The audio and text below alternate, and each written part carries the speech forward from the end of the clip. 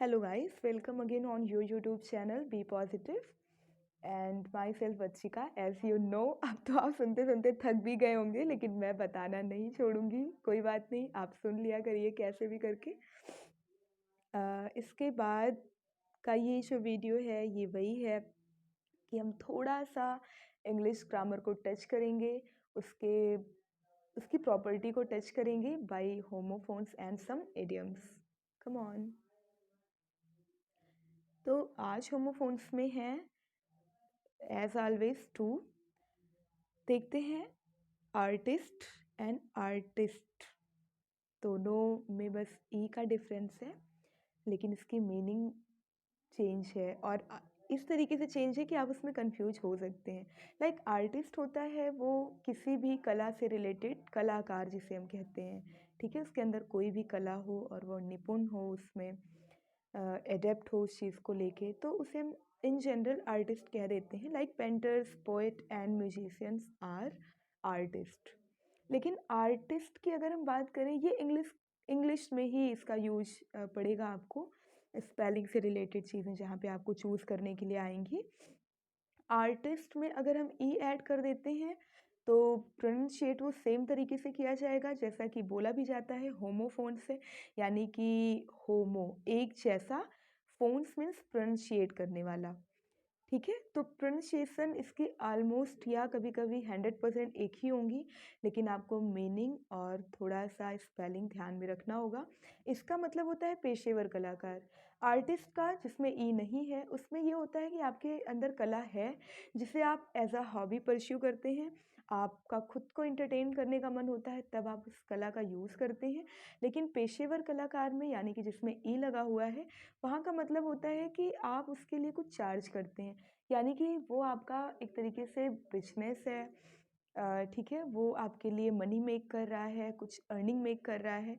तो बस ई लगाने से आप इतना समझ जाइएगा कि आर्टिस्ट में अगर ई लगा है तो ई का मतलब होता है अर्न करना, ठीक है। तो अर्न करने के लिए हम जिस कला का यूज करेंगे उसे हम पेशेवर कलाकार कहेंगे, राइट। तो देखिए, the dramatic company had a number of artist. Dramatic company के पास, जो कि ड्रामा होती है ना, अलग अलग थिएटर्स एंड ड्रामास, तो उनके पास नंबर ऑफ आर्टिस्ट होते हैं, यानी कि पेशेवर कलाकार होते हैं। दूसरा है शाइट, साइट एंड शाइट। लगभग प्रोनाउंसिएशन सेम है, लेकिन स्पेलिंग तीनों की अलग है और मीनिंग तो बिल्कुल ही अलग है। CITE, साइट का मतलब होता है उदाहरण देना, जैसा कि मैंने आपको बोला था कि यहाँ से ये साइट ले ली गई है लास्ट वाली वीडियो में। तो एग्जाम्पल देखिए, you can cite a few line from Kamayani. Kamayani Jaishankar Prasad ji की जो रचना है, वहाँ से अगर इस बारे में कोई बात करी जा रही है तो सिंपली ये कहा जा रहा है कि क्या आप कुछ लाइन कामायनी की प्रेजेंट कर सकते हैं, ये है। साइट यानी SITE की हम बात करें तो इसका मतलब होता है स्थान, आप इसे यूज भी करते हैं तो स्पेलिंग भी जान चाहिए। इस साइट का मतलब होता है कोई भी स्थान, कोई भी जगह, जैसे कि हम वो साइट विजिट करके आए, मतलब वो स्थान जो रैंडम ना हो, जिससे रिलेटेड आप आगे कुछ भी और बताना चाह रहे हो। रेफरेंस के तरीके अगर हम किसी स्थान को यूज कर रहे हैं तो उसके लिए जो साइट यूज होती है वो है ये। एग्जाम्पल देखिए, the site is suitable for any new office. किसी भी न्यू ऑफिस के लिए ये साइट बहुत सुटेबल है, ठीक है। NSIGHT, शाइट का मतलब, इसे शाइट बोलते हैं, इसका मतलब होता है आँखों की ज्योति, जैसे साइट स्पेक्टिकल बोलते हैं आँखों की, मतलब नज़र का चश्मा, ठीक है, नज़र बोल सकते हैं हम। तो मिल्टन लॉस्ट हिज आई साइट। एक्चुअली यहाँ पे आई लगाने की भी ज़रूरत नहीं थी, साइट का मतलब ही कम्प्लीटली आँखों की ही ज्योति होती है, उसमें आई लगाने की ज़रूरत नहीं थी। At a age of 44 year में ही, ये आपने पढ़ा होगा, यूपी बोर्ड में तो था, प्रोज में था आई थिंक, कि मिल्टन होते हैं वो 44 ईयर की एज में अपनी आंखें लॉस कर देते हैं और फिर वो ऐसे ग्रंथ की रचना करते हैं जो उन्होंने देखा होता है, फील किया होता है, एंड दैट टाइम वो क्या क्या फील कर रहे होते हैं। मतलब थोड़ा सा एक मिल्टन्स लीप करके है आई थिंक, ऐसा मिल्टन का विलाप वहाँ पे, ठीक है। तो वहाँ से ये रेफरेंस लिया गया है। तो ये होमोफोन्स था। आइए इडियम देखते हैं जिसे पढ़ के बहुत मज़ा आने वाली है। तो पहला इडियम है अ बेड ऑफ रोजेस, जिसका मतलब होता है इंग्लिश में क्वाइट कंफर्टेबल सिचुएशन, एंड ऐसे होती है आरामदायक स्थिति।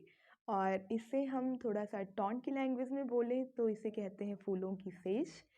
ठीक है, तो एग्जाम्पल देखिए, the post of the prime minister as usually civilians think, the post of the prime minister is not a bed of roses.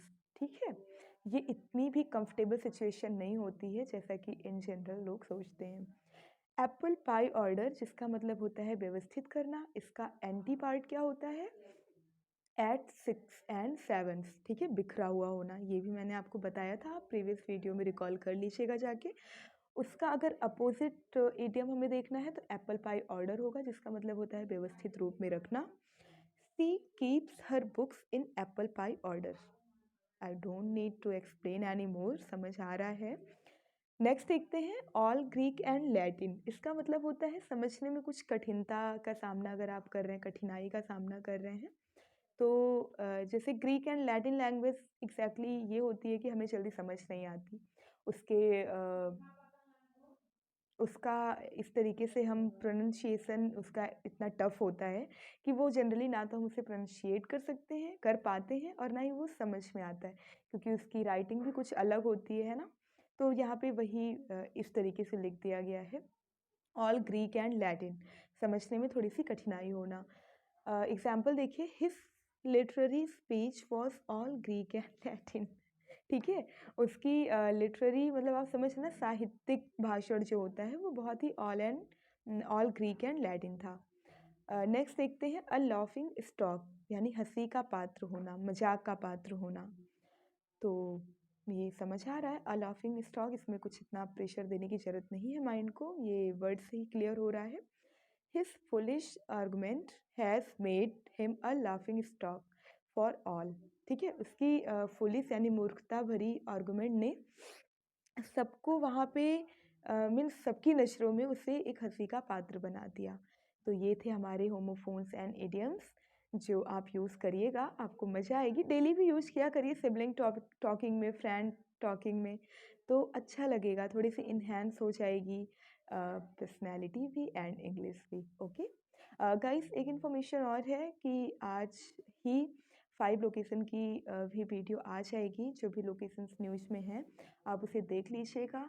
और आप किसी भी स्टेज पे हैं पढ़ाई के, या मीन्स किसी भी एज में है, आप देख लीजिएगा।